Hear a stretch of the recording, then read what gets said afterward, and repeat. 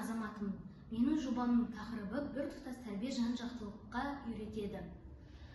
Бұл жобаның өзектілігі өскелең жас ұрпақты рухани адамгершілік қасиетке баулу, тәрбиелеу барлық кезеңде де өзекті.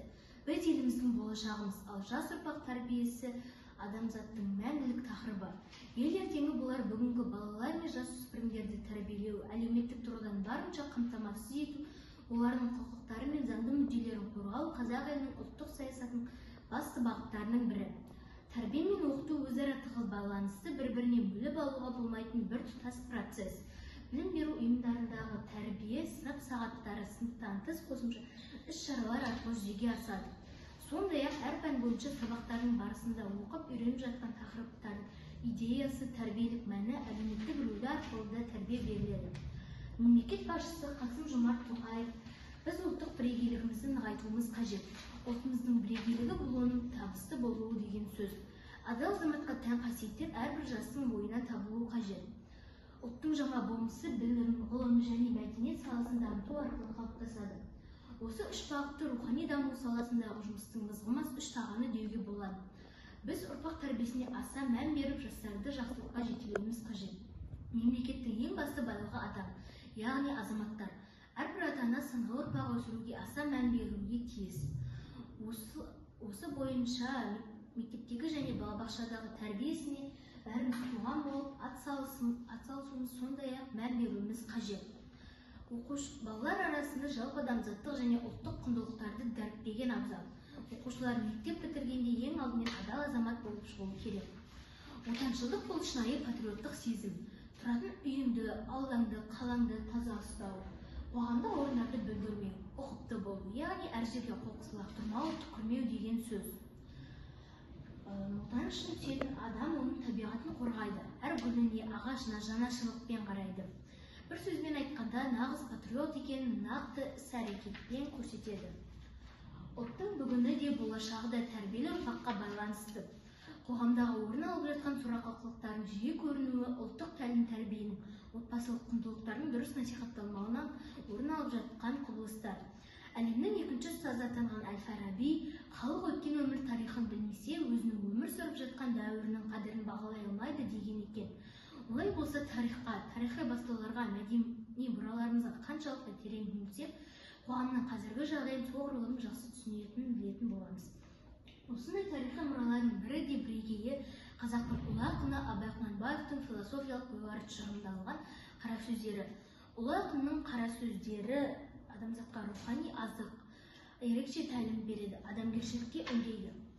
Мен Қазақстанның азаматымын, еліме қызмет етемін, көркеуіне дамуына қолдан келгенше үлес қосамын деген әрбір оқушы отансүйгіш болуы керек. Менің сіздерге айтайын дегенім біртұтас тәрбиесімен таныстыру немесе бағдарламаны талдау емес. Бұл бағдарламаның мақсат міндеті баршамызға мәлім. Осы құндылықтардың әр бағыты бойынша еліміздің білім ошақтарында қарқынды жұмыстар жүргізілуде. Ұлы тұлғалар Әл-Фараби, Ыбырай Алтынсарин, Абай Құнанбаев, Жүсіпбек Аймауытов, Әлихан Бөкейханов, Мағжан Жұмабаевтардың қалдырған әрбір мұрасы адамзатты тәрбиелеудің ең үлкен құралы болып табылады. Олардың әрбір еңбегі рухани азық. Біртұтас тәрбие бағдарламасында көрсетілген құндылықтарды солардың шығармаларын оқу, түсіну, үйрену арқылы бойымызға сіңіреміз. Жас ұрпаққа қойған талабын ұға отырып, ар-ұятты болуға, ұлттық мүддеміз үшін қызмет етуге дағдыланамыз. Сондықтан біртұтас тәрбиеге ие адам болу үшін оқуымыз, үйренуіміз және іс жүзінде көрсете білуіміз қажет. Менің ойымша біртұтас тәрбиеге ие адамды Абай атамыз айтқанда толық адам деп есептеймін. Толық адам болу үшін жақсыдан үйреніп, жаманнан жиреніп, адамгершілік қасиеттерді арттыру қажет. Ұлы Абайдың мұрасын санамызға сіңіруіміз қажет. Әрбір адам келген жасына дейін өмірін жақсы өткізме, жаман өткізме, қалған өмірін қалай өткізу жайлы ойлану керек.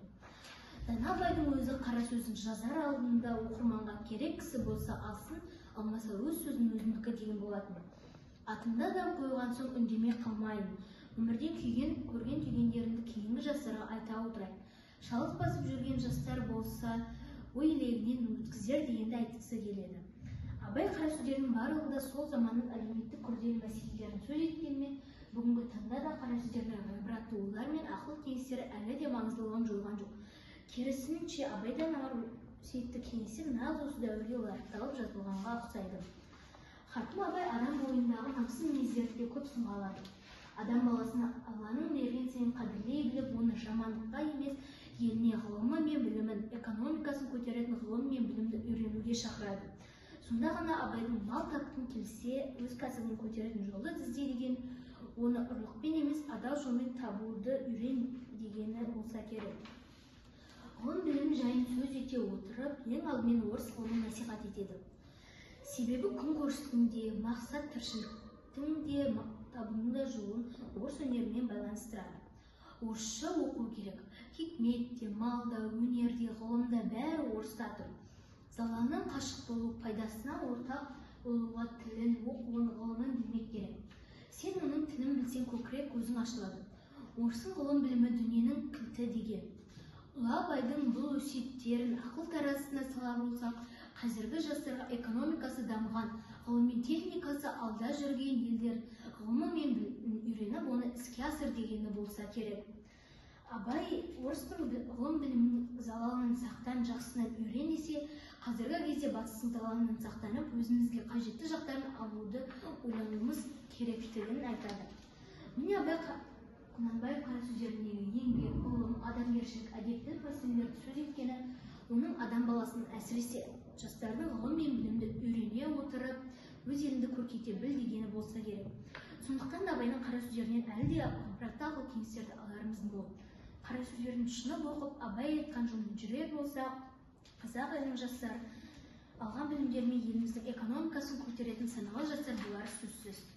Абай өз шығармаларында рухани жұтаңдықты, білімсіздікті, надансыздықты, имансыздықты, жалқаулықты, сөзуарлықты, екіжүзділікті, дүниеқоңыздықты, еңбексіздікті, көрсетқызарлықты, әділетсіздікті, сатқындықты және қай замандарда болмасын адам бойында болатын қасиеттерді сөз ете отырып, адам баласының бойындағы қасиеттерін жақсартуға, жетілдіруге, толықтыруға, жаман қасиеттері болса, олармен күресуге, оларды ауыздықтауға талпыну керектігін түсіндіреді. Ғасырлар бойы адамзаттың ақыл ойында ұшталып келе жатқан діни, пәлсапалық, моральдық, этикалық, интеллектуалдық, адамгершілік тұжырымдамасы толық адам білімін адамзат қоғамына мұра етіп қалдырды. Әрбір адам өз елінің патриоты болу үшін Абайдың 45 қара сөзін оқып, өлеңдерін жаттап, айтылған ойдан қорытынды шығара білсе, біртұтас тәрбиеге ие толық адам болып жетілуі айдан анық. Ғылым таппай мақтанба, 5 нәрседен қашық бол, 5 нәрсеге асық бол.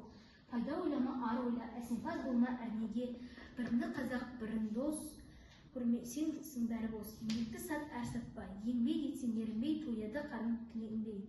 Ақыл қайрат жүректі бірдей ұста, сонда толық боласың, елден еректеп жастарға жөн көрсеткен жол сілтеген. Абайдың шығармаларының ұрпақ тәрбиесіндегі алар орны ерекше. Адам баласын дұрыс өмір сүрудегі бағдаршама десек, артық айтқандық емес.